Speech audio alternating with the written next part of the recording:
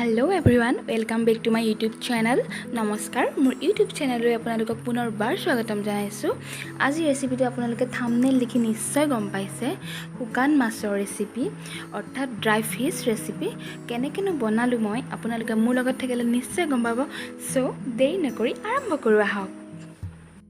এই ৰেচিপিটো বনাবলৈ মোক প্ৰয়োজন হোৱা বস্তুখিনি মই আপোনালোকক দেখুৱাই লৈছোঁ। পিঁয়াজ দুটা লৈছোঁ মই মিডিয়াম সাইজৰ এনেকৈ মিহি মিহিকৈ কুটি লৈছোঁ। তাৰপিছত আদা নহৰুৰ পেষ্ট আৰু ধনিয়া পাত 4 খিলা আৰু তেজপাত আৰু শুকান জলকীয়া। আপোনালোকে জোখ অনুসাৰে ল'ব প্ৰতিটো বস্তু। মই বিলাহী দুটা লৈছোঁ মিহি মিহিকৈ কুটি ল'লোঁ। এতিয়া আমাক প্ৰয়োজন হ'ব অলপ গৰম পানী।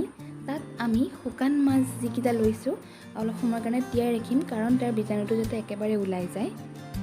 এতিয়া আমি কেৰাহীত তেল দিলোঁ, ৰিফাইন তেল দিছোঁ। আপোনালোকে মিঠাতেলো ব্যৱহাৰ কৰিব পাৰে। তেল গৰম হোৱাৰ লগে লগে তেজপাত আৰু শুকান জলকীয়া দি দিলোঁ। তাৰপিছত আমি পিঁয়াজখিনি দিলোঁ। পিঁয়াজখিনি দি হোৱাৰ লগে লগে আমি হেতাৰে অলপ সময় তাক লৰাই থাকিব লাগিব যাতে কেঁচা গোন্ধ আঁতৰি যায়। তাৰপিছত আমি ব্যৱহাৰ কৰিম আদা নহৰুৰ পেষ্ট 2 চামুচ। আকৌ এইখিনিও আমি একেলগে অলপ সময়ৰ কাৰণে ভাজিব লাগিব যাতে কেঁচা গোন্ধ একেবাৰে আঁতৰি যায় আদা নহৰুৰ। তাৰপিছত আমি কুটি থোৱা বিলাহীখিনি দিম।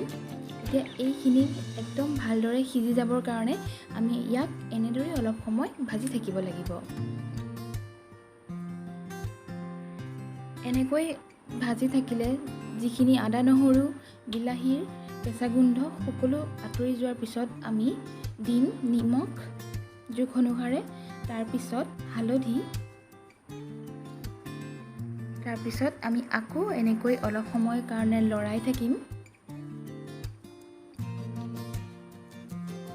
লাহে লাহে এইখিনি সিজিব লৈছে।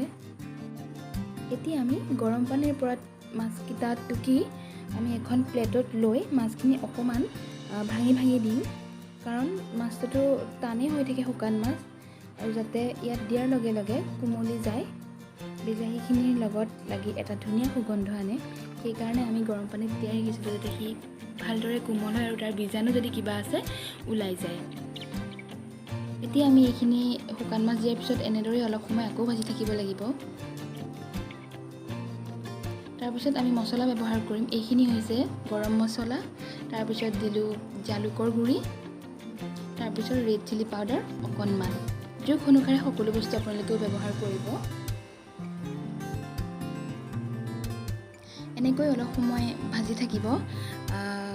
মই একদম ল' ফ্লেমত দি ভাজি আছোঁ। আপোনালোকেও ল' ফ্লেমত দিয়ে ভাজি থাকিব অলপ ধৈৰ্য ধৰি।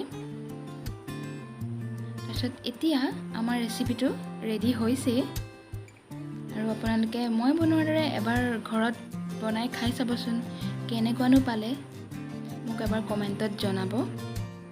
আজি ৰেচিপিটো ৰেডি হৈ গ'ল। চাওক কিমান ধুনীয়া এটা ৰঙো আহিছে আৰু সুগন্ধও বৰ ধুনীয়া হৈছে। আপোনালোকে এবাৰ মই বনোৱাৰ দৰে নিশ্চয় ঘৰত বনাই চাব আৰু মোৰ চেনেলটো লাইক শ্বেয়াৰ আৰু ছাবস্ক্ৰাইব কৰিবলৈ নাপাহৰিব। থেংক ইউ ফৰ ৱাচিং।